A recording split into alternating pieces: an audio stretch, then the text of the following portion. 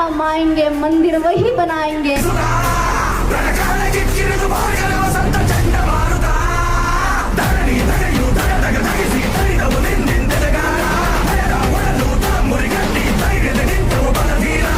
ಇವತ್ತು ನಮ್ಮ ಬಯಲುಸೀಮೆಯಲ್ಲಿ ಕೋಲಾರ ಇರ್ಬೋದು, ಚಿಕ್ಕಬಳ್ಳಾಪುರ ಇರ್ಬೋದು, ತುಮಕೂರು ಇರ್ಬೋದು, ಚಿತ್ರದುರ್ಗ ಈ 4 ಲೋಕಸಭಾ ಕ್ಷೇತ್ರದಲ್ಲಿ ನಮ್ಮ NDA ಮೈತ್ರಿಕೂಟದ ಅಭ್ಯರ್ಥಿಗಳಿಗೆ ತಾವು ಅಧಿಕಾರ ಕೊಟ್ಟಿದ್ದೀರಿ. ಮುಂದೆ ಈ ಬಯಲುಸೀಮೆಗೆ ವಿಶೇಷವಾಗಿ ಇವತ್ತು ನಮಗಿರ್ತಕ್ಕಂಥ ಸಮಸ್ಯೆ, ನೀರಾವರಿ ಸಮಸ್ಯೆ, ಮುಂದೆ ಎಲ್ಲ ಸದಸ್ಯರುಗಳನ್ನು ಕರ್ಕೊಂಡು ನಮ್ಮ ಪಕ್ಷದ ವರಿಷ್ಠರಾದ ದೇವೇಗೌಡರು ಮೊನ್ನೆ ನಡೆದಂಥ ಒಂದು ಸಭೆಯಲ್ಲಿ ಅವರು ಹೇಳಿದ್ದಾರೆ, ನರೇಂದ್ರ ಮೋದಿಜಿ ಅವರು ಮುಂದೆ ಹೇಳಿದ್ದಾರೆ, ಈ ಒಂದು ಬಯಲುಸೀಮೆಗೆ ನೀವು ಶಾಶ್ವತವಾಗಿ ನೀರು ಕೊಡ್ಬೇಕಂತೇಳಿ.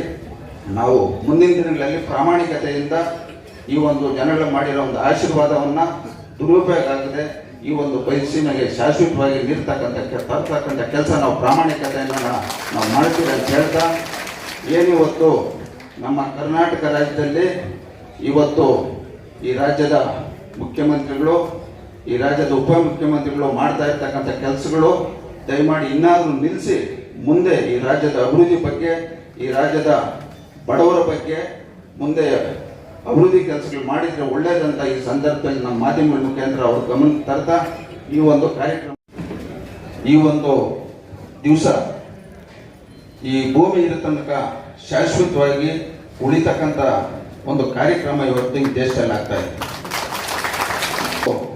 12ನೇ ಶತಮಾನದಲ್ಲಿ ಬಸವಣ್ಣನವರನ್ನ ಜಗದ್ಗುರು ಅಂತ ಕರೀತಾ ಇದ್ರು. ಅದಾದ ಮೇಲೆ ಈಗ 2024 ಅಂದರೆ 21ನೇ ಶತಮಾನದಲ್ಲಿ ನರೇಂದ್ರ ಮೋದಿಜಿ ಅವರನ್ನ ಜಗದ್ಗುರು ಅಂತ ಕರೀತಾ ಇದ್ದಾರೆ. ಅವರು ಇವತ್ತು ಇಡೀ ಪ್ರಪಂಚದಲ್ಲೇ ಅತಿ ಹೆಚ್ಚಿನ ಜನಸಂಖ್ಯೆ ಇರ್ತಕ್ಕಂಥ ಈ ಒಂದು ಭಾರತ ದೇಶ, ಇದು ಒಂದು ಹಿಂದೂ ರಾಷ್ಟ್ರವನ್ನ ಇವತ್ತು 10 ವರ್ಷ ಒಳ್ಳೆಯ ರೀತಿ ಆಡಳಿತವನ್ನು ಕೊಟ್ಟು ಇವತ್ತು ಆರ್ಥಿಕ ಪರಿಸ್ಥಿತಿ 5ನೇ ಸ್ಥಾನಕ್ಕೆ ತಂದಿರತಕ್ಕಂಥ ಒಬ್ಬ ಮಹನೀಯರು ಅಂತ ನಾನು ಈ ಸಂದರ್ಭದಲ್ಲಿ ಹೇಳಕ್ಕೆ ಬಯಸ್ತೇನೆ. ಇವತ್ತು ನಮ್ಮ ಕರ್ನಾಟಕ ರಾಜ್ಯದಲ್ಲಿ ಇವತ್ತು ನಮ್ಮ JDS ಪಕ್ಷ ಮತ್ತು ಭಾರತೀಯ ಜನತಾ ಪಕ್ಷ ಎರಡೂ ಒಗ್ಗಟ್ಟಾಗಿ ಇವತ್ತು ನಮ್ಮ ರಾಜ್ಯದಿಂದ NDA ಮೈತ್ರಿಕೂಟದ 19 ಜನ ಅಭ್ಯರ್ಥಿಗಳನ್ನ ತಾವು ಏನು ಆಯ್ಕೆ ಮಾಡಿ ಕಳಿಸಿದರೋ ಈ ನಾಡಿನ ಸ್ವಾಭಿಮಾನ ಮತದಾರರಿಗೆ ನಾನು ತಲೆಬಾಗಿ ಎಲ್ಲರಿಗೂ ಧನ್ಯವಾದಗಳನ್ನು ಹೇಳಕ್ಕೆ ಬಯಸ್ತಾ ಇದ್ದೇನೆ. ನನ್ನ ಒಂದು ಅನಿಸಿಕೆ ನಿಮ್ಮ ಮುಂದೆ ನಾನು ಹೇಳಕ್ಕೆ ಬಯಸ್ತಾ ಇದ್ದೇನೆ. ಈ ಒಂದು ರಾಜ್ಯದಲ್ಲಿ 19 ಜನ NDA ಅಭ್ಯರ್ಥಿಗಳು ಗೆಲ್ಲಕ್ಕೆ ಕಾರಣ ಈ ರಾಜ್ಯದ ಮುಖ್ಯಮಂತ್ರಿಗಳಾದಂಥ ಸಿದ್ದರಾಮಯ್ಯವರು ಮತ್ತು ಮುಖ್ಯಮಂತ್ರಿಗಳಾದಂಥ DK ಶಿವಕುಮಾರ್ ಅಂತ ನಾನು ಹೇಳಕ್ಕೆ ಬಯಸ್ತಾ ಇದ್ದೀನಿ. ಯಾಕೆ ಈ ಮಾತು ಹೇಳಕ್ಕೆ ಬಯಸ್ತಾ ಇದ್ದೀನಿ ಅಂದರೆ, ಈ ರಾಜ್ಯದಲ್ಲಿ 2023 ವಿಧಾನಸಭಾ ಚುನಾವಣೆ ನಡೆದಂಥ ಸಂದರ್ಭದಲ್ಲಿ ಈ ರಾಜ್ಯದಲ್ಲಿ ಅವರಿಗೆ 135 ಜನ ಕಾಂಗ್ರೆಸ್ ಶಾಸಕರನ್ನು ಗೆಲ್ಲಿಸಿ ಅಧಿಕಾರ ಕೊಟ್ಟಂಥ ಸಂದರ್ಭದಲ್ಲಿ ಅವರು ಜನಗಳ ಪರವಾಗಿ ಕೆಲಸ ಮಾಡಿಲ್ಲ, ಅಭಿವೃದ್ಧಿ ಪರವಾಗಿ ಕೆಲಸ ಮಾಡಿಲ್ಲ. ಅವ್ರು ಮಾಡಿದ ಒಂದೇ ಕೆಲಸ, ಈ ರಾಜ್ಯದಲ್ಲಿ JDS ಪಕ್ಷವನ್ನ ಸಂಪೂರ್ಣವಾಗಿ ನಿರ್ನಾಮ ಮಾಡಬೇಕಂತ ಅವ್ರು ಮಾಡಿರ್ತಕ್ಕಂಥ ಒಂದು ರಾಜಕಾರಣ. ಮತ್ತೆ ದೇವೇಗೌಡರ ಕುಟುಂಬನ ಸಂಪೂರ್ಣವಾಗಿ JDS ಪಕ್ಷದ ಜೊತೆಗೆ ಆ ಕುಟುಂಬವನ್ನು ನಾಶ ಮಾಡಬೇಕಂತ ಹೊರಟು ಅದಕ್ಕೆ ತಕ್ಕ ಉತ್ತರ ಈ ನಾಡಿನ ಜನತೆ ಕೊಟ್ಟರೆ ಆ ಜನತೆಗೆ ನಾನು ಧನ್ಯವಾದಗಳನ್ನು ಹೇಳ್ತಾ ಇದ್ದೀನಿ. ಪ್ರಮಾಣ ವಚನ ಸ್ವೀಕಾರ ಮಾಡುವ ಕಾರ್ಯಕ್ರಮವನ್ನ ಸಂಜೆ 7:15 ನಿಗದಿ ಮಾಡಿದ್ದಾರೆ. ಈ ಒಂದು ಶುಭ ಸಂದರ್ಭದಲ್ಲಿ ನಮ್ಮ ಶಿಡ್ಲಘಟ್ಟ ವಿಧಾನಸಭಾ ಕ್ಷೇತ್ರದ ನಮ್ಮ NDA ಪದಾಧಿಕಾರಿಗಳು, NDA ಮೈತ್ರಿಯ ಅಭ್ಯರ್ಥಿಯನ್ನ ಮೊನ್ನೆ ತಾನೇ ನಡೆದಂತ ಲೋಕಸಭಾ ಚುನಾವಣೆಯಲ್ಲಿ ನಾವೆಲ್ಲರೂ ಕೂಡ ಶ್ರಮಪಟ್ಟು ಗೆಲ್ಲಿಸಿದ್ದೇವೆ. ಈ ಒಂದು ಶುಭ ಸಂದರ್ಭದಲ್ಲಿ ನಾವೆಲ್ಲರೂ ಕೂಡ ಒಂದು ಆ ಮೋದಿಯವರ ಪದಗ್ರಹಣ ಸಮಾರಂಭದ ಪೂರ್ವಭಾವಿಯಾಗಿ ಇವತ್ತೆಲ್ಲ ಏನು ನನ್ನ ಚುನಾವಣೆಯಲ್ಲಿ ಶ್ರಮಪಟ್ಟಂತ ಎಲ್ಲ ಕಾರ್ಯಕರ್ತ ಬಂಧುಗಳು ಕರೆಸಿ, ಮುಖಂಡರು ಕರೆಸಿ ಅವರು ಮಾತಾಡಿ ಅವರೊಂದು ಸಿಹಿ ಹಂಚುವ ಮುಖೇನ ಈ ಒಂದು ಸಂಭ್ರಮವನ್ನು ಆಚರಣೆ ಮಾಡಬೇಕಂತೆಲ್ಲ ನಮ್ಮ ನಾಯಕರಾದಂತ ರಾಮಚಂದ್ರಗೌಡರು ನಾವೆಲ್ಲ ಕೂಡ ಚರ್ಚೆ ಮಾಡಿದ ಮೇಲೆ NDA ಎಲ್ಲ ಪ್ರತಿನಿಧಿಗಳು ಕೂಡ ಇಲ್ಲಿ NDA ಮುಖಂಡರು ಕೂಡ ನಾವೆಲ್ಲ ಸೇರಿದ್ದೀವಿ.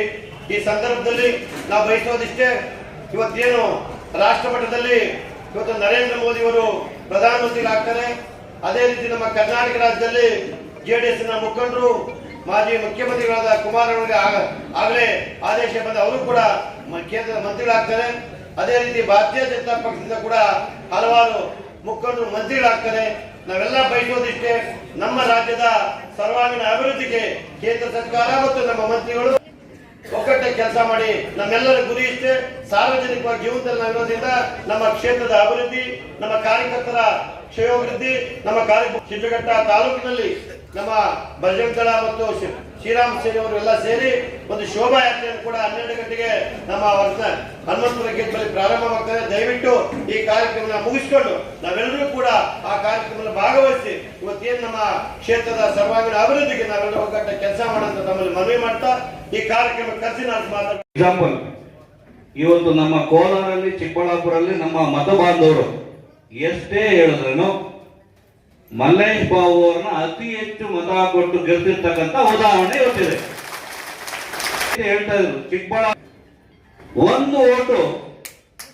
ಒಂದು ಮೆಜಾರಿಟಿ ಬಂದ್ರೆ ರಾಜೀನಾಮೆ ಕೊಡ್ತೀನಿ ಅಂತ ಹೇಳ್ತಕ್ಕಂಥ ಸವಾಲಾಗ್ತಾ ಇದೆ. ಇವತ್ತು ಎಲ್ಲಾರ್ಗು